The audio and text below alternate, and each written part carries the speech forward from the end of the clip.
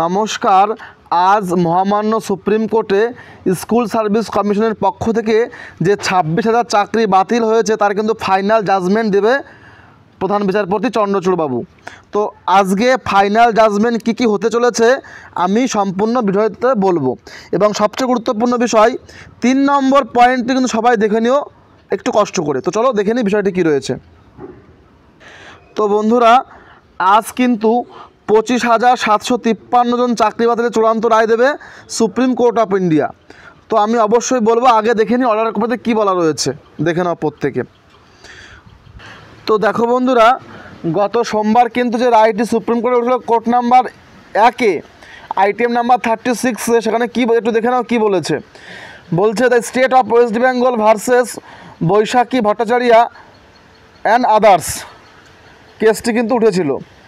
সেখানেও কি বলেছে, সেটা কিন্তু বলেছে যে কে ছিল, অনেবল দ্য চিফ জাস্টিস ছিল চন্দ্রচূড় বাবু এবং JB পারদিওয়ালা, মনোজ মিশ্র, তারা কিন্তু ছিলেন, 3 জন ছিলেন।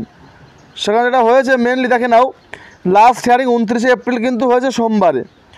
এখানে যে রায়টা এখানে কী বলেছে, বলছে অর্ডারে বলছে list the petitions on 6 May 2024, অর্থাৎ আগামী 24 সালে 6 মে, অর্থাৎ আজকে 6 মে সোমবার কেসটি কিন্তু সুপ্রিম কোর্টে উঠতে চলেছে। এবং কিছু কেস রয়েছে সেগুলো কিন্তু subject to removal of defects. দেখো বলে নাম্বার 19681, 19679 অনেক রয়েছে।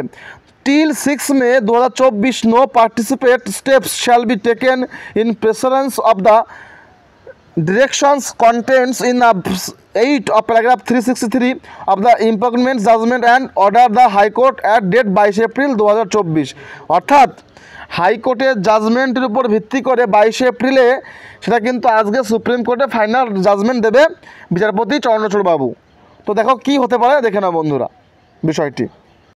তো বন্ধুরা বলছে 25,753 জন চাকরি বাতিলের চূড়ান্ত রায় কী হতে পারে আজকে দেখে নাও। পশ্চিমবঙ্গে 2016 সালে স্কুল সার্ভিস কমিশন অর্থাৎ SSC 9, 10, 11, 12 সহ গ্রুপ C এবং গ্রুপ D যে নিয়োগ করেছিল,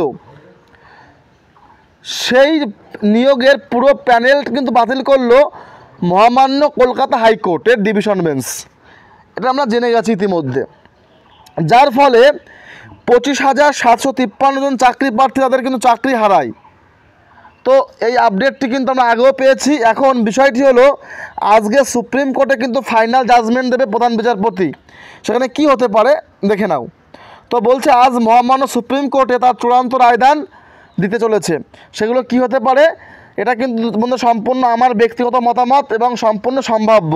প্রত্যেকে দেখে নাও, সঠিক হলে অবশ্যই কমেন্টে জানাবে, আর যদি ভুল হয় অবশ্যই কমেন্ট করবে বন্ধুরা, ঠিক আছে। দেখে নাও কি বলা হয়েছে। প্রথমত, প্রায় 26,000 চাকরি প্রার্থীদের মধ্যে প্রায় 5,300 জনের চাকরি পুরোপুরি বাতিল হবেই।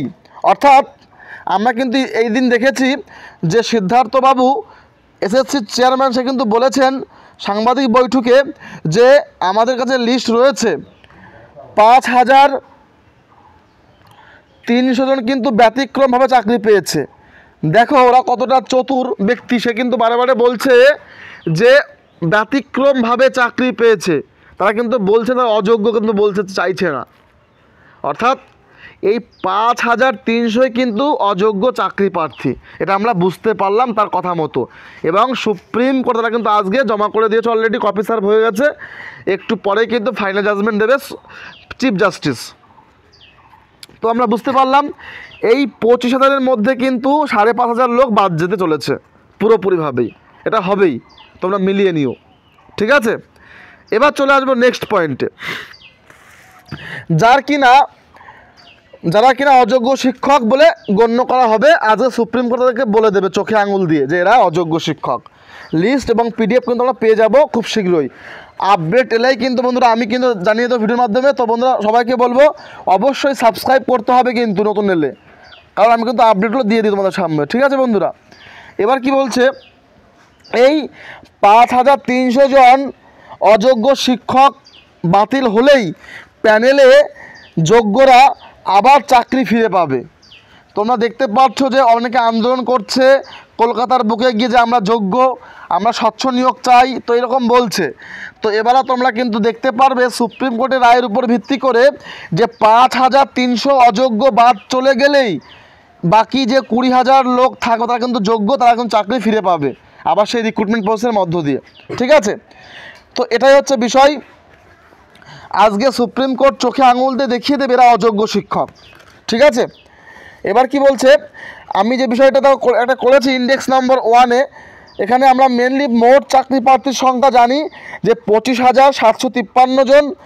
যোগ্য চাকরি প্রার্থী কত না 20,453 জন, আর অযোগ্য চাকরি প্রার্থী হলো প্রায় 5,300 জন। এটা কিন্তু কমিশন স্বীকার করে নিয়েছে এবং অলরেডি কিন্তু পিডিএফ ফরম্যাট কিন্তু সাবমিট হয়ে গেছে সুপ্রিম কোর্ট অফ ইন্ডিয়াতে। কিছুক্ষণ পরে জাজমেন্ট চলে আসবে। ঠিক আছে, তো বন্ধুরা এই আপডেটটা অবশ্যই ইনফরমেটিভ, তোমরা পারলে গ্রুপে প্রচুর শেয়ার করো ভিডিওটি বন্ধুরা। আর যদি ভালো লাগে অবশ্যই তোমরা একটা লাইক করে দিও, আর কিছু সমস্যা হলে বন্ধু অবশ্যই কিন্তু তোমরা কমেন্ট করে আমাকে জানাবে। ঠিক আছে, তাহলে এটা হলো মোটামুটি একটা ইন্ডেক্স আমি তৈরি করে ফেলেছি যে 25,000-এর মধ্যে 20,000 যোগ্য আর 5,000 অযোগ্য শিক্ষক রয়েছে। বোঝা গেছে? তাহলে এবার কিন্তু খুব সহজেই কে যোগ্য কে অযোগ্য কিন্তু প্রমাণ হয়ে যাবে সুপ্রিম কোর্ট অফ ইন্ডিয়াতে অফিসিয়ালভাবে, তোমরা জানতে পারবে খুব শীঘ্রই। এবার দেখে নাও কি বলা হয়েছে। এবার বলছে যে উপরে যোগ্য চাকরি প্রার্থীদের পুনরায় কিন্তু রিক্রুটমেন্ট প্রসেসের মধ্য দিয়ে তাদের যোগ্যতা মান কিন্তু পরীক্ষা বা প্রমাণ করতে হবে।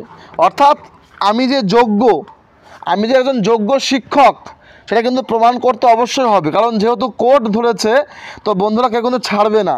তোমরা মনে রেখো, চাকরি বাতিল শুধু নয়, প্যানেলটাই বাতিল করলো সুপ্রিম কোর্ট অফ ইন্ডিয়াতে গেছে কেসটি। অর্থাৎ তোমরা জানো যে কলকাতা হাইকোর্টের কেসটি কিন্তু সুপ্রিম কোর্টে যায়, সুপ্রিম কোর্টে ধাক্কা খেয়ে কিন্তু তারা বলেছিল যে এই সমস্ত মামলা আমরা দেখতে পারবো না, তোমরা কলকাতা হাইকোর্টের ডিভিশন বেঞ্চ তৈরি করে মামলাটি দেখো। তো ডিভিশন বেঞ্চে কিন্তু চাকরি বাতিল করে দেয় মহামান্য বিচারপতি, তোমরা জানো। তো সেই হিসেবেই কিন্তু আজকে যে সুপ্রিম কোর্টে এসএলপি করা হয়েছে আমরা সবাই জেনে গেছি।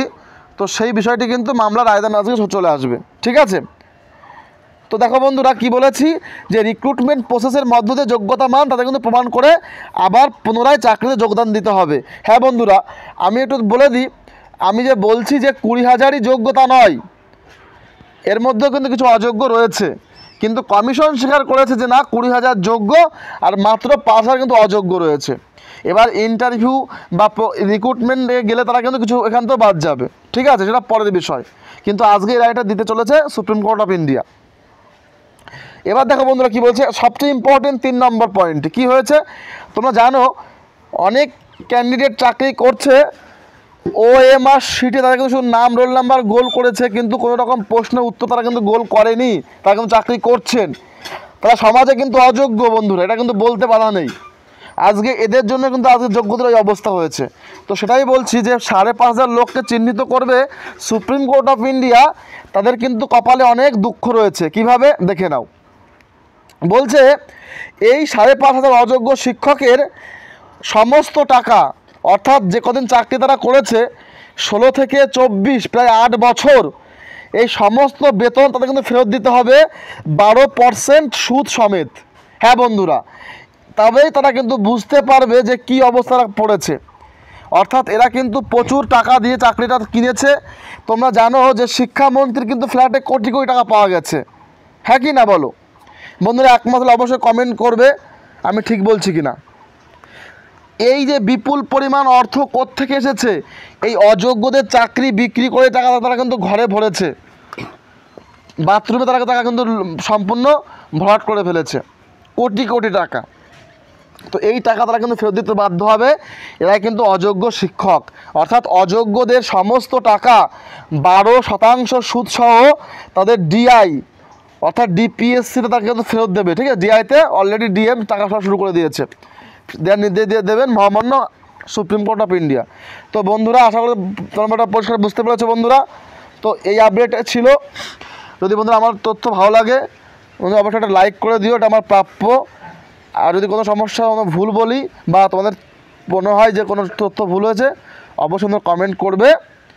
আর পারলে গ্রুপে প্রচুর শেয়ার করো ভিডিওটি, সবাই জানুক বিষয়টি কী রয়েছে, তাদের আপডেটটা কী হতে পারে। তো বন্ধুরা দেখা হচ্ছে নতুন video. Thank you, thanks for watching.